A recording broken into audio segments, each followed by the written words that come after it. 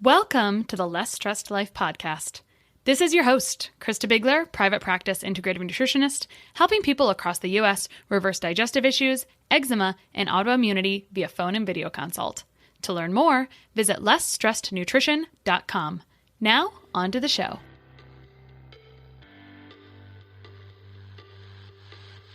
So I've started this new morning routine, and it has been life-changing, really. So I do about 30 minutes in the sauna, and while I'm in the sauna, I read and journal. So it's about 30 minutes. If I feel like I need to continue, I do. I open the door of the sauna, let it cool off a little bit, and I will continue reading or journaling on whatever the thoughts were that kept going. And so when I'm done with that, it's like the most exciting time. I had the best meditation I've ever had. And it was just the other day. And what I did was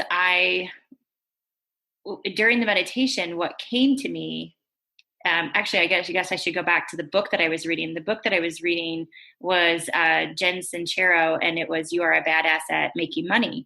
And it talked about patience. It talked about forgiveness and and how important those things are in order to really move on with your life and not use those as blockages to keep you from making money and living your best life. And so I went into my meditation, and what came to me was that I am forgiveness. I am patience, and that I just need to give that away. And so when I was done with my meditation, I opened the door, and my girls were out there fighting, arguing. And so what I did with my 11-year-old, I just looked at her, and what usually would have come out of my mouth was, stop, you need to be nice to your sisters and go to your room, or whatever it would have been. And it wouldn't have been in a nice voice. And instead I just looked at her and I said, Sophia, do you know what patience is? And she said, yes, with the 11-year-old voice of, why are you asking me? And I just looked at her and I said, if you have patience with your sisters, they're going to treat you better. And so at that moment, like, her body language completely changed, her facial expressions changed, and she just relaxed, and she was patient with her sisters, and they played nicely. I don't know how long it lasted, but it was such a beautiful thing for me to witness, because I was the one that gave patience to her. And so she was able to give patience to her sisters. And this all came about from working with James. I didn't have a meditation.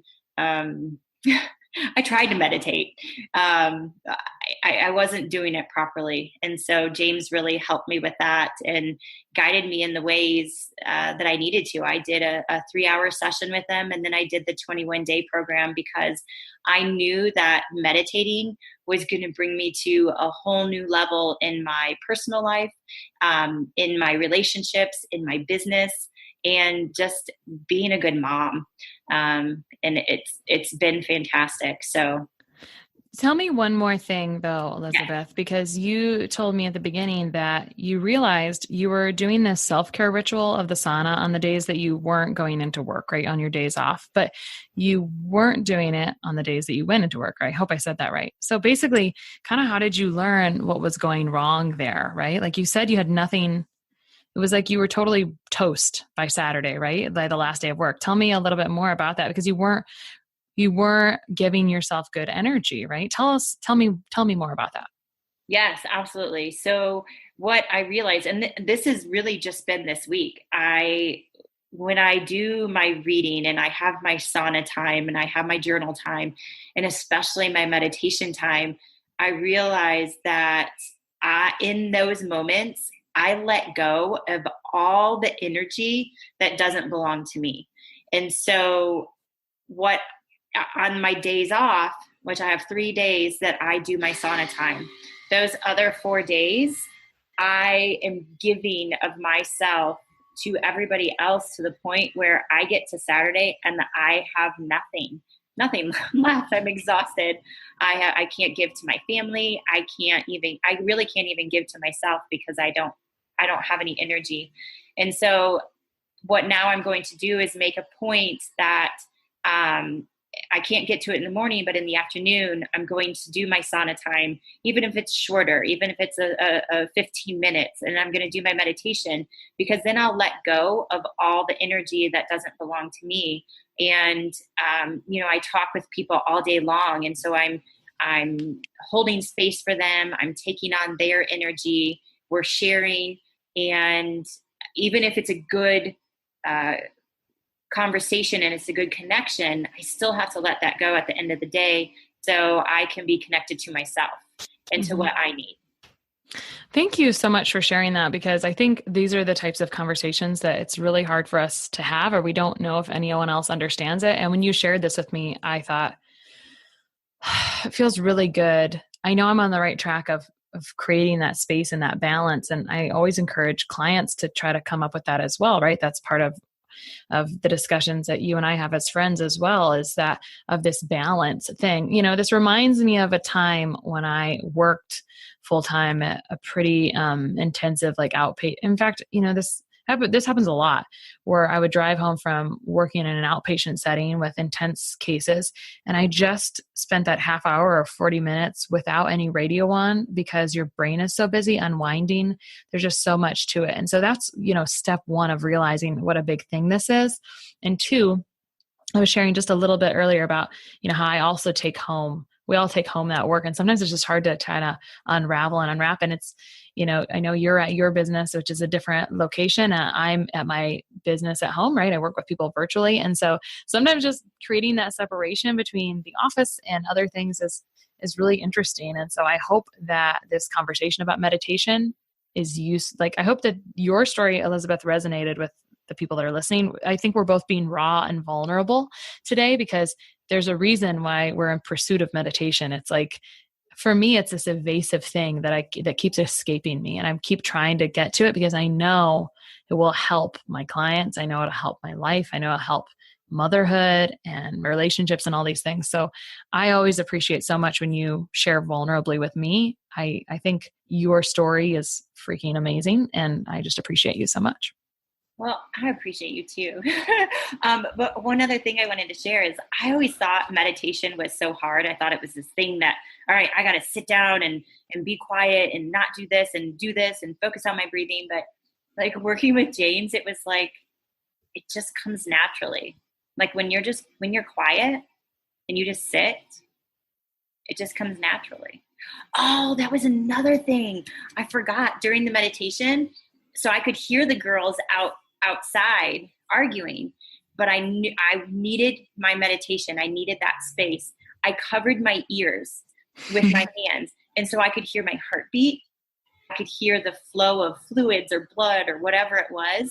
And so I knew that I was connected to energy. So I could feel that I could hear the actual energy in my body. And I think that's what made the meditation so much more amazing, is that's where I started. I started with just knowing that I was this energy connected to source energy, and that we're all connected. And it's an amazing thing. And honestly, if you would have told me I would have been into meditation, like even 4 months ago, I probably would have laughed. Mm-hmm. But it's been fantastic. Okay, great. I think this will be a great story and context to lead us into this show. So thank you. Yes, absolutely. Thanks for having me. Okay, today on The Less Stressed Life, we are talking about something that really couldn't be more paramount to stress, right? Sleep. Mm-hmm. And sleep's friends, right? Sleep and how do you get incredible sleep? So that's why we have the Goodnite Guru here. Meet James Ripley, founder of the Guided Meditation Institute and creator of Goodnite Guru. James' interest and studies of relaxation and meditation began in college in 1992 with the Hypnosis Society at Miami University of Ohio. And I giggled when I read that the first time because I thought, oh, that's a funny oxymoron, right? Miami University in Ohio. He is certified by the Anna Wise Center in Berkeley, California as an awakened mind meditation and brainwave practitioner and trainer. I can't wait to learn a little bit more about brainwaves today, which combines the ancient art of meditation with modern biofeedback technologies, including EEG and skin conductance. That is so fun. It's like integrative meditation, right? Modern and ancient, like the best of both. Presently, he continues to teach and provide guided meditation as a support for you to create 1, empowering meditations for 2, incredible sleep and life. Sounds important, sounds interesting, sounds like I know plenty of people with sleep issues, and I can't wait to learn a little bit more about this. He writes and creates his own guided meditations that are designed with the science of brainwaves in mind. He has created the Goodnite Guru's 21-day guided meditation course and a digital download for those who feel like they're too busy or tired to meditate, which is a great point that we'll be talking more about. So can't wait to learn a little bit more about this, and we'll talk more about programs later. And James, welcome to the show. Hi, Krista. How are you? Thank you for having me. I am so well, and I got such great restorative sleep last night as compared to the night before. I have a 4-year-old that thinks he's a 4-month-old lately and crawling into my bed and kicking me in the back. And so you forget about how important sleep can be sometimes when you're sleeping well, right? Anything, you forget how bad something was when it's good, right? And so I just recently had the experience of how it was bad. And many of my clients with gut issues have poor sleep issues because of like neurotransmitter function. And so this is such a great topic that I'm just delighted to learn so much more about in regarding sleep, because if you don't have good sleep, man, you just don't get restored. So thanks for sharing this with us today. So true. So James, can you share with us how you discovered meditation? So I discovered meditation in high school. Every day when I would come home from football or basketball practice, there was about an hour in between when I came home and when dinner was on. So I would go into the living room or the family room and lay down flat on the floor and by the couch and take what's considered a power nap. And at the time, I didn't know what I was doing, but I would get my power nap, wake up, but then I wouldn't move, and I'd lie there completely still and listen to the sounds in the background. And it was just pure bliss. Nobody was bothering me. My body was still, and I believe because my body was still, my mind would stay calm as well. So senses became heightened. In fact, my experience of it was there was actually more going on, not less. In other words, I was aware of more is what was happening. And at the time, I didn't know it was meditation. I just knew it felt good. And I was very relaxed. And it was probably the best part of the day, waking up from that nap. It always gave me a sense of a clear mind and a connectedness to something, maybe deeper within myself, and certainly felt good.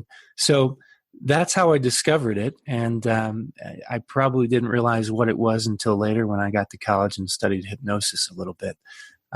To realize that I was in fact having a meditative experience.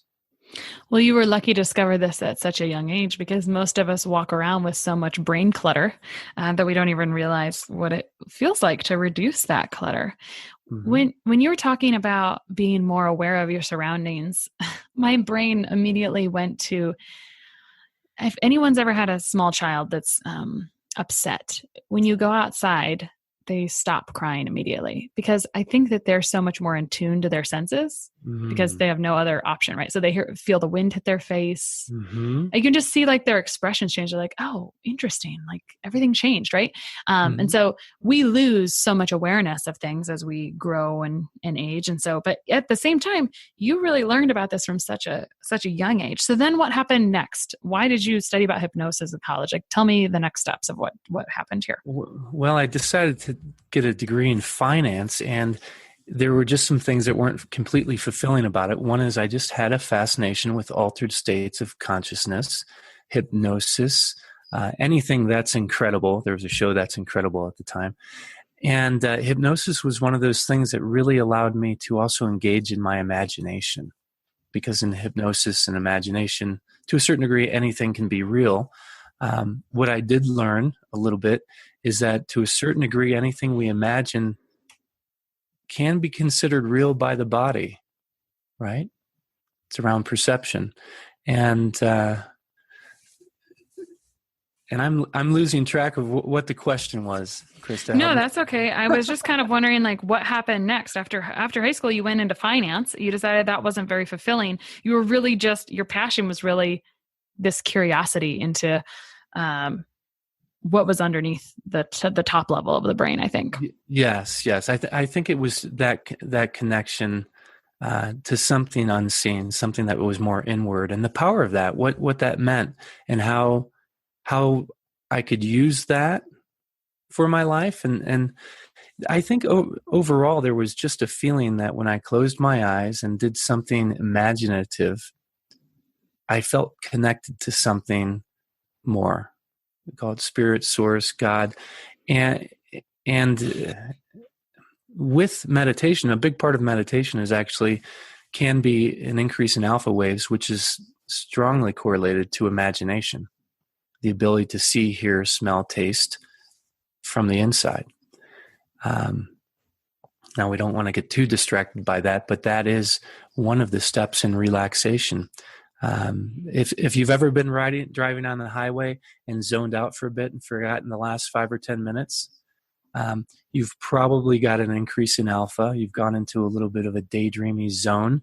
That is a more relaxed state.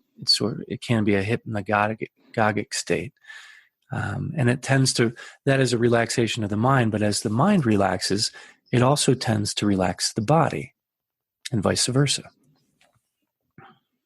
So you got me, I have more questions, but you got me distracted by talking about science with alpha waves. Can you tell us a little bit more about what happens in the brain when it's relaxed versus when it's in this like constant state of stress? Mm-hmm. So the 5 main categories of brainwaves are gamma, beta, alpha, theta, delta. Delta is your lowest frequency brainwave and is typically associated with sleep, deep sleep. So if you're lying in bed and sleeping and you only have delta brainwaves, typically you're in a deeper sleep pattern. As a general rule, they're finding it's more complex like that, and there's all those brainwaves at once, but just in different relationships. As you add back, let's say theta, you'll tend to have a more dreamy type of sleep. That's your sleep. And alpha, of course, gives you that more, it enables you to see what you're actually feeling. So let's back up a little bit. Beta brainwaves typically are associated with your analytical mind, your rational mind, deductive reasoning. So you use that a lot in just reading, writing, arithmetic type of thing. Once we drop into more of an alpha state, if we were to close our eyes, some people might even see a wall of orange or yellow or blue. There's something that's being stimulated where we can see with our inner eye things more clearly, more distinctly. You can close your eyes. Someone says, hear a church bell, and some people will hear a church bell, others will see it. That's your imagination at work. Now, as alpha increases, that function increases as well. But if you've ever had a feeling of something's bugging you or something is happening and you can't quite put a name to it, that's theta. There's a feeling there. And as theta increases, we have more access to memory, also a sense and feeling around good or bad, or what it means to us. So imagine alpha increases, and we close our eyes and we can see this gorgeous diamond ring, for example, but not much of a feeling around it. We add theta to that, and suddenly we get a connection, sentimentality, meaning, that sort of thing. So to increase alpha and theta gives us the sensual imagination, and to increase theta gives it the feeling around that. So I really appreciate when you give this stuff like something tangible for my little science brain to kind of hold on to a little bit. But go ahead. I think I interrupted you there. So tell us more about those two.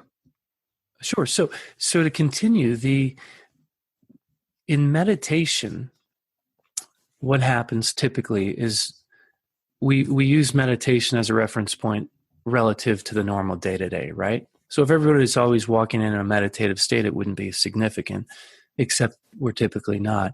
We're walking around in a state where the mind and body are both very aroused and stimulated and usually stressed. So where's meditation and sleep?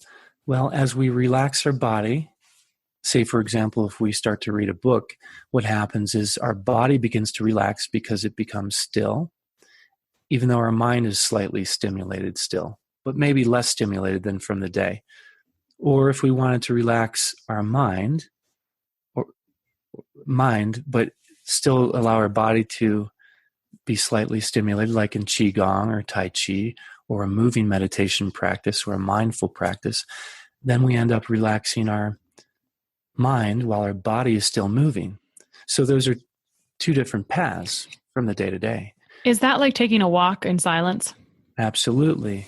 And depending on how silent your mind is, obviously, if you have a lot of internal dialogue, that's not really relaxing to the mind or the body. But if you allow the internal dialogue to reduce and diminish, allow it to pass, and there are steps to this, internal steps you can do. But to allow that to pass, what happens is as you are walking in a mindful way, you're allowing your mind to relax and unwind from the day, and that will in turn start to relax the body. And if you start to relax the body, as in sitting and reading first, even though you're keeping your mind stimulated with a good book or a novel or studying, in turn, relaxing your body and keeping it still, as in seated meditation, it will in turn begin to allow your mind to relax as you're reading that book, which is why a lot of people read books before they go to bed. Helps them relax. Everybody has different access points. Some people might do Qigong or exercise. Other people might read a book. It all depends on who you are and where you are in your life and what works for you. And that's a big part of what I work with. What works for you. I believe there's as many ways to define meditation as there are people on the planet. If we just look at the major meditation traditions or religions around meditation, prayer, mindfulness, they certainly all have their traditions and differences. But what's important to me is folks discover what works best for them. Yeah, it's just like food, honestly, right? Mm-hmm. Try different things and see what works best for you. I want to summarize a little bit of what you said there because it's really key.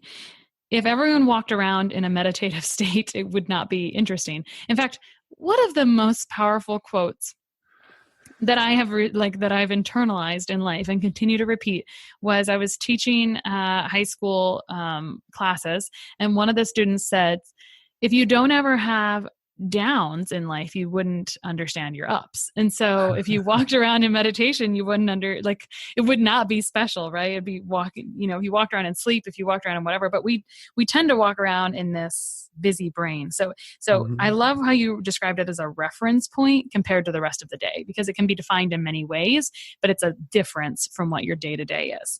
So, and the other points you talked about, I love when you go through this. And so I'm going to try to cover it, and I want you to fix it if I don't. But reading a book, your body relaxes, but your mind stays aroused. Doing a moving meditation or some kind of like calming exercise, or maybe just taking a walk, we hope that maybe your mind settles down, but your body is aroused. And then in meditation, they're both relaxed. Is that correct, typically? Yes. So the extreme, again, would be a very stressful work day. We're moving our body. We're agitated. Our mind is stimulated, lots of internal dialogue, a lot of stress. Our mind and body are both activated, aroused. It's not necessarily a bad thing depending on the goal and the function of that, but it's stressful to the body and the mind. To go in the exact opposite direction, to either begin to relax our mind or our body or both, we'll end up going toward meditation and towards sleep. So as we go toward meditation, our first step in meditation is relax. And for a powerful meditation, there's a great saying by Deepak Chopra. He says, the first step is to relax or we won't go anywhere. And I love it. and it's true. So the first step is to discover how we might relax, at least if it's the next step. If we can't get incredibly relaxed, how about a little bit? If we can't find a way to get a little bit relaxed, how about just orient ourselves in the general direction of it? Okay. So we begin to get more and more relaxed. And what typically happens in a seated meditation is, especially for beginners, is the first time they sit for a meditation, once they become relaxed enough, they tend to shift into sleep. The body usually knows two modes, awake and sleep, right? Awake is aroused body, aroused mind, stressed.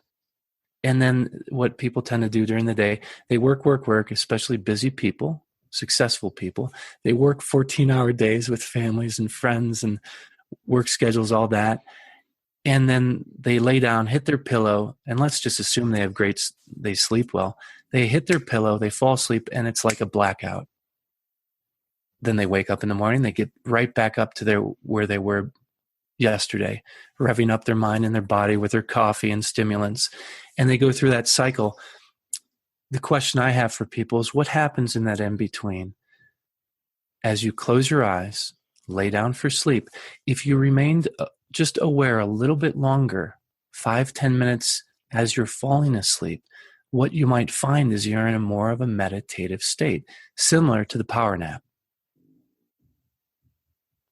I'm busily writing. Don't mind me. Okay.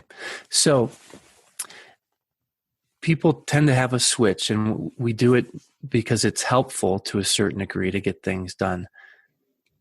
We work all day. And when we're ready to go to sleep, we do one more thing, and then we lay down and we flip a switch, and hopefully we fall asleep. Most people, in my mind, don't have a very good unwinding or relaxation practice, let alone a meditation practice. Mm-hmm.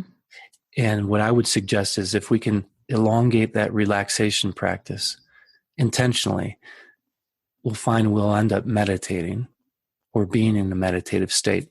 And if that practice is walking the dog and allowing your mind to unwind, fantastic. If it's to read a book, fantastic. But to be a little bit more intentional about what's happening during that relaxation before you actually fall asleep. Yeah, I suppose there's many ways to guide yourself into this. In fact, I have written down from our notes from our first conversation that uninspired meditation is hell. Can you expound upon that? Well, it is for me. I don't know about anybody else, but one of the things I go through every day, at least a little bit, is when I sit for a meditation and I really don't want to.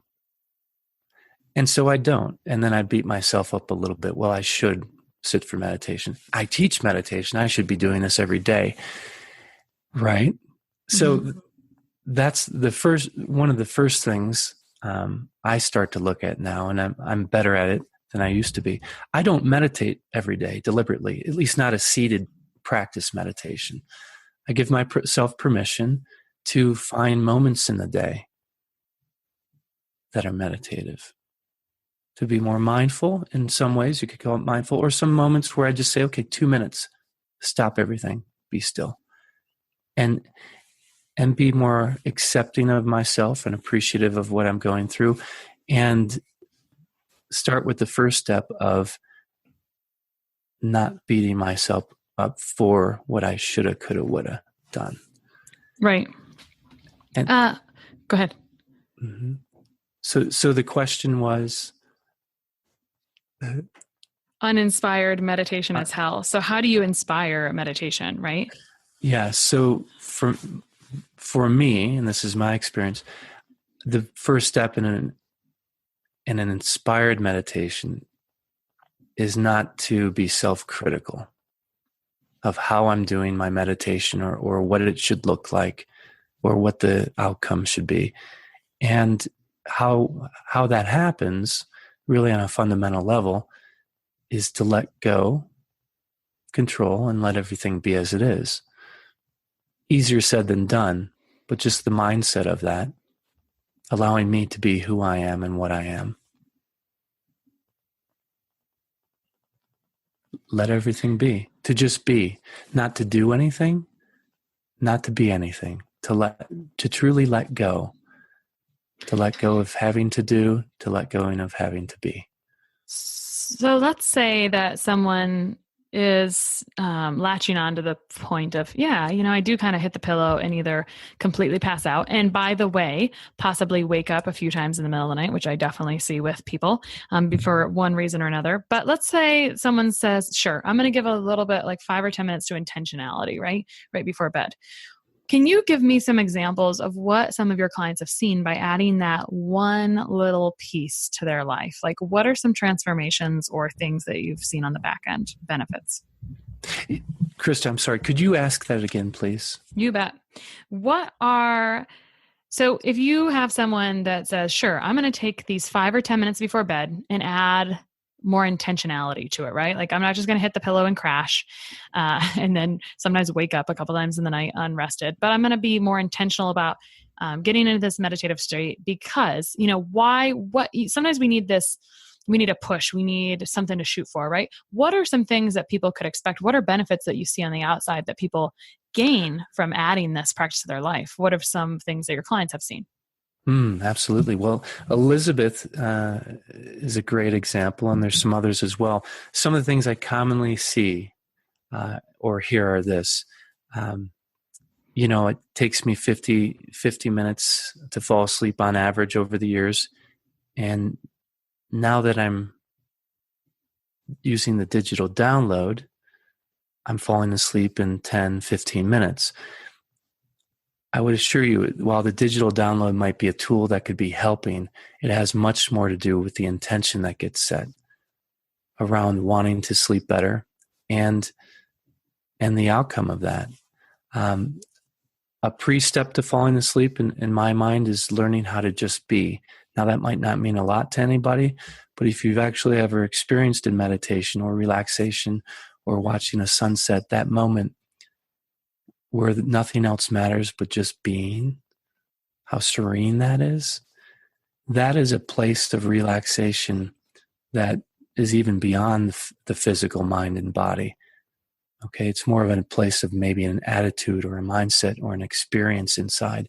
To find that place, sleep becomes a happy consequence. So suddenly the focus is off getting better sleep, and it's now on an internally referenced feeling that is not reliant on anything outside. Well, isn't that nice? Because now you're not relying on anything outside to fall asleep. Not a pill, not a medication, not someone's affirmation. You're finding that place inside that allows you to just be with yourself. Feels like coming home. So what about people that say, yeah, I tried that once. I actually struggle with, like, I know how useful it is. And I know, self-awareness is the first step to doing anything better or changing anything, honestly. So my self-awareness tells me that I do this better by adding some white space to my life at the beginning of the day, because if I do it in the midday, it takes me forever to unwind my brain from the things that are going on with work, right? And so what do you say to people that say, yeah, I've tried meditation, I just can't quite get it. It's hard. I just can't, I'm just too busy. I can't add it. I just don't get it. Right. So, and this is the feedback I've gotten over the years. At parties, it's the most common time for a friend or an associate to say, hey, what do you do? How I teach meditation. And they say, I say, have you ever done that or tried that? They say, well, you know what? I did once, but I was too tired or just too busy. And then when I finally did, it was just an awful experience for a few minutes. So I never went back to it. Why? And what that says to me is people are just legitimately too busy, or at least they feel they are. So what I did was I created a system here, or a program where they could literally just lay down, press play on the digital download with a little bit of intention beforehand to help improve that practice of relaxation and sleep.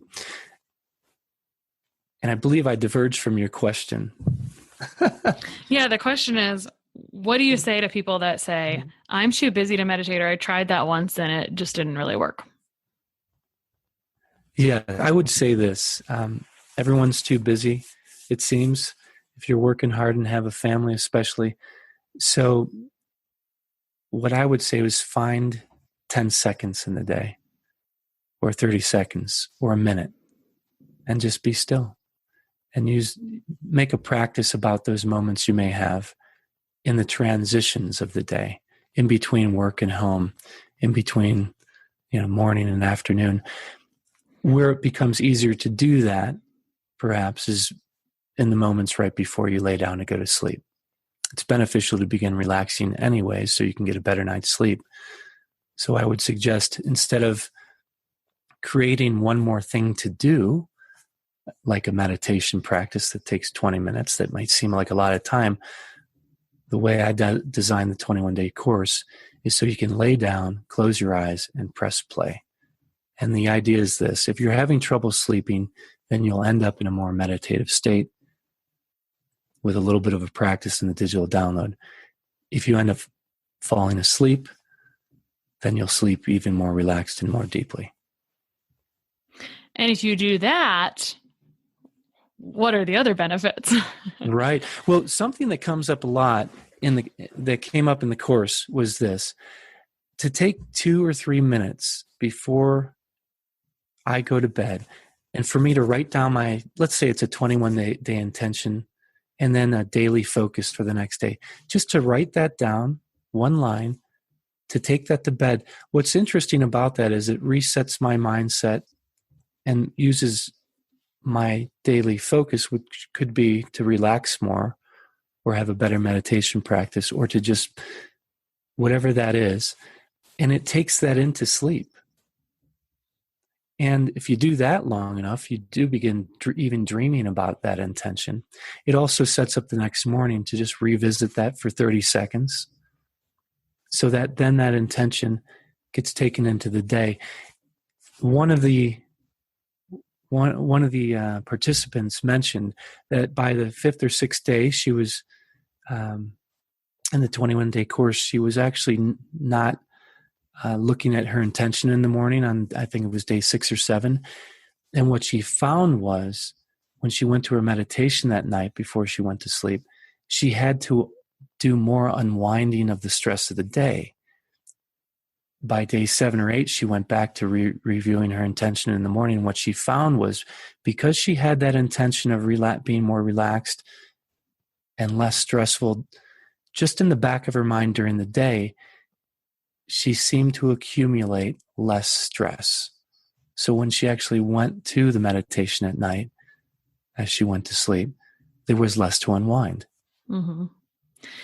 Yeah, I use this analogy a lot in about a bajillion different settings about a bucket, right? We fill this bucket up with stuff. We accumulate stuff. We accumulate stresses. And so if you take care of this a little bit day by day, it's no longer a job. It's no longer this new job or task or thing to do that you never get around to doing, because no one really has time to add another thing to their plate.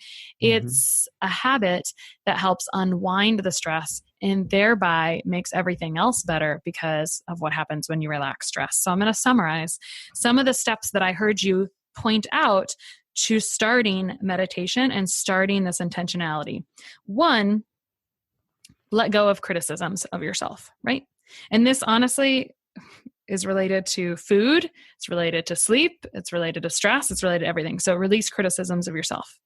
2 was what I heard was setting a daily intention, because if you do it daily, it's not so long between them. It doesn't accumulate. If you do it daily, it sets, it's sort of like how people use visualizations.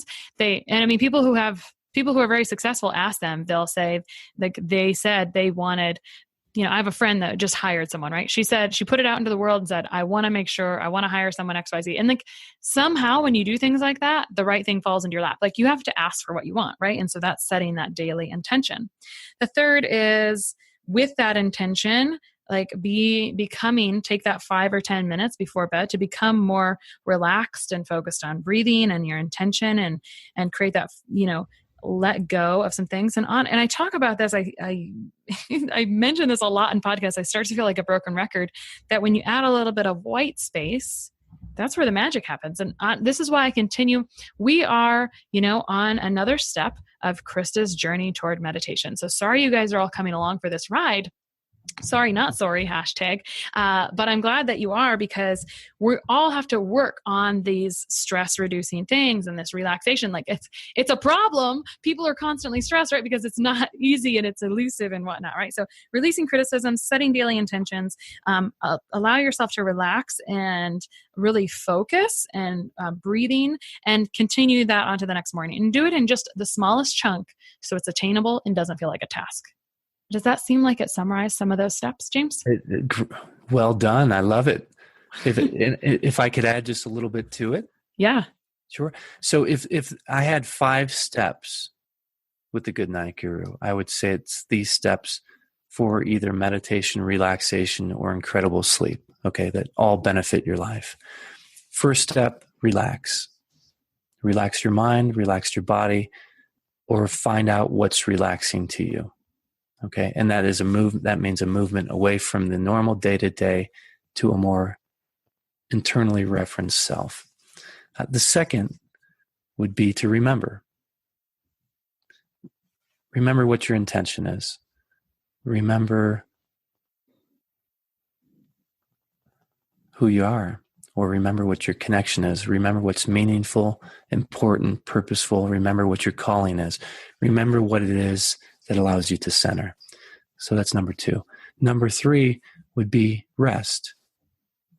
Because I have found that if we get enough rest, our meditation or our life, whatever that is just simply better. We have energy for the awareness, for meditation, for intentionality for our life. So rest, in my mind, is crucial. So relax, remember, and then in meditation, rest. And then the 4th step would be to reflect. Inside the meditation, reflect on what's happening. Become aware of it, acknowledge it, appreciate it, reflect on it.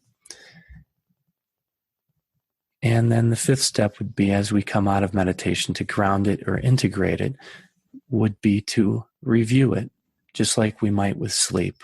We wake up from sleep, we review our intention from the night before, and then connected to that review is, of course, grounding is to share it with somebody, to be witnessed, to share it, to make it real. And to a certain degree, that holds us accountable. I love it. It's the 5 R's toward meditation for excellent sleep and more. Actually, that's my one of my last questions is, let's say I want to, I think to get better at anything, you have to focus on what's problematic for you right now, right? So what's problematic for me? So I see clients and then I do some writing, right? And so because my mind is busy, sometimes I have a hard time getting in the zone, right? Any parent could tell you it's hard to get in the zone when you have kids, because it's always like you can think of 500 other things that you can do instead of getting in this zone. So I think that'll be my intention, is to try to improve my writing practice through improving focus through meditation. How does that sound, James? Is it, can I do it? Do you think this is possible? Yeah, you can, and that zone or that flow really is an outward extension of a meditation. In many ways, the zone or flow that athletes get in, or people in creative mode get into, moms in their workday, whatever that is, that really is taking the meditation, the sitting still, closed-eyed meditation back into life. And who doesn't want to be there? Yeah. Absolutely. Okay, good. So if we want to be better at sports, performance, focus, parents, whatever, start with the 5 steps. Start there. And then next, if you need it deeper, because as much as we don't want to admit it, sometimes we have to take baby steps, and then we need a little bit deeper thing. So let's say we take these baby steps, we move forward, and then, and then what happens next, right? So I have a couple more questions for you, James. Basically, what is if someone's listening to this and says, yeah, I'm starting to get it, right? I want to start this. What's your gut reaction to letting them know that this is something that they need? What would I say to them, or Yeah. if they had contacted me, or what would I recommend they do next? Yep. Sure. Sure. Okay. So, if somebody's wondering about meditation, and they either learned about me or the website, I would suggest, first of all, reaching out to me and just telling me about their situation and seeing how I might help. In terms of steps they might take, in terms of what I offer, one of the first steps is a digital download for guided meditation and sleep.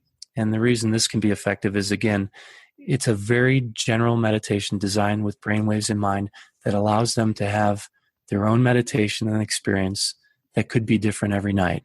And it's written in a way where it's not what my idea of meditation is. It's written in a way that gives a lot of space for theirs to happen each and every night that might be different. So that could be the first step, is to try that digital download. Second is they might decide they're kind of a do-it-yourselfer and want to attempt a little bit of a practice with that, and that would be great. Third step would be to, if they're more looking to more invest in habit changing around their sleep, relaxation, and meditation, then there's a 21-day program that I offer each month, where they can become part of a class or a group and actually learn a little bit about the meditation process, the brainwaves, why it works the way it is. But really, the focus and emphasis is going to bed every night, pressing play, getting those benefits and developing the habit, and also being able to share and be witnessed by other people in the class. And certainly if they don't feel comfortable in sharing with other people, there's a one-on-one we can do on the 21-day. All of that said, a lot of people decide the first interaction with me is actually to schedule a private session where we do somewhere between an hour and a half and 3 hours of guided meditation. So they have a very essentially set up so they have an experience of meditation that inspires them to continue to meditate. Because uninspired meditation is hell. That's why. And if they don't do that, then they could just totally miss that. They're just going to miss it, right? Well, that's exactly it. You remember that. And this is why uninspired meditation is hell as a phrase is important to me. I've meditated many, many times, and it felt awful, and I didn't want to go back to it. So I think one of the ways to make this sustainable is to, in my experience, it wasn't until I started to have profound experiences and aha moments around how meditation or why meditation is so good for us. It wasn't until then that I started going back to it more and more. Well, no joke. You got that positive reinforcement. That's what happens when you create habits. If you don't, that's the only reason many would exercise. It's not like, oh, I want to go exercise. It's like, oh, I like the feeling afterwards. Yeah. Although that's not true for everyone, right? That's right. So today we talked about why people who are exhausted and fatigued and unrested should meditate. We gave 5 R's: relax, remember, rest, reflect, and review on how you can start meditation, right? One was, just starting with not being critical of yourself and relaxing. It ended up with reflection and review, and there's many steps to it. So rewind if you can't remember those. And then we talked about what can you do next, right? Go check out the goodniteguru.com. That's NITE, not GHT, guru.com, to learn a little bit more about James. And I think James is going to send over a little bit of information that we'll include in the show notes that talks about some of that biofeedback and brainwave images, because that was where I kind of lit up through this conversation, was talking about gamma, beta, theta, and alpha. And so hopefully he'll share just a little bit more about that. If you're interested in that piece as well, you can go refer to it there. Thank you so much, James, for sharing these 5 R's, for sharing a little bit more about your experience toward meditation, because we all need some support and help in this whole journey. You're welcome. I have a couple more things if you would like. Sure. So first of all, the phrase I said earlier, one of my favorite phrases, it's by Adi Shante. So to give him credit, he says meditation is essentially letting go of control and letting everything be as it is. Okay. And I really do believe that. So I want to make sure that somewhere in there where I mentioned that's reference to Adi Shanta. I'd appreciate that. The other part here is I have a Goodnite Guru guided meditation. It's about 3 minutes long, but it's really just the vision around the Goodnite Guru. And I'd love to share that as the close. Oh, I'd love if you did. Okay. So about the Goodnite Guru. There's a time to engage fully with life and a time to reflect with a deeply inward focus. A time for doing and a time for being. Because some things can't be fixed by doing, there are times when just being is what is needed most. At those times, it's time to say goodnight. Good night to the day-to-day. Good night to the outside influences. Good night to the inner stories. Good night, any part of you that believes that doing one more thing will bring you that deep peace that's awaiting you inside. The Guru is not out there. It's right here, inside, in the fullness of your stillness and silence and space, in connection with spirit. The Guru is that calm, commanding presence inside. That part where joy comes from. That part that makes you feel alive and smile from the inside.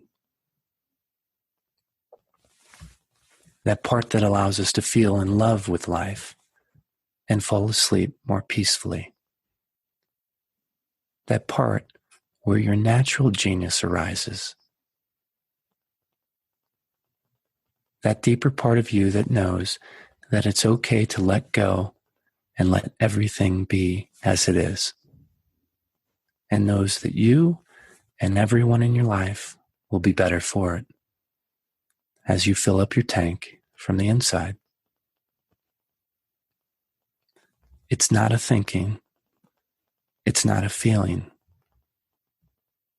It's not a knowing, although these experiences can help you access it more quickly.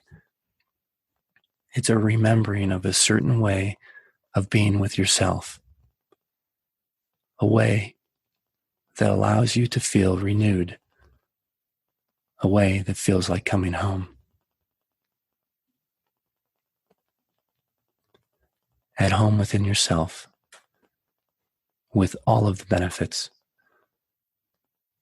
And I can't think of a better time to engage in this way of being for ourselves and for the world than now. So I hope whoever joins me enjoys your meditation, enjoys your journey into meditation, enjoys your journey into radical relaxation and the restful sleep that follows.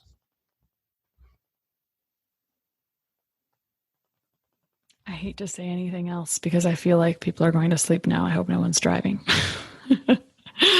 Well, I hope that you can rewind this and use this as step one of, I think honestly, the icing on that cake was James's voice. So I hope, I don't want to add too much at the end of this, but I wanted to say, hopefully you can go back and use this. That felt like a great thing to come into the night or to go into sleep by. So thank you so much for sharing. Your voice is extremely soothing, James. Thank you, Krista. Thanks for having me. I appreciate that.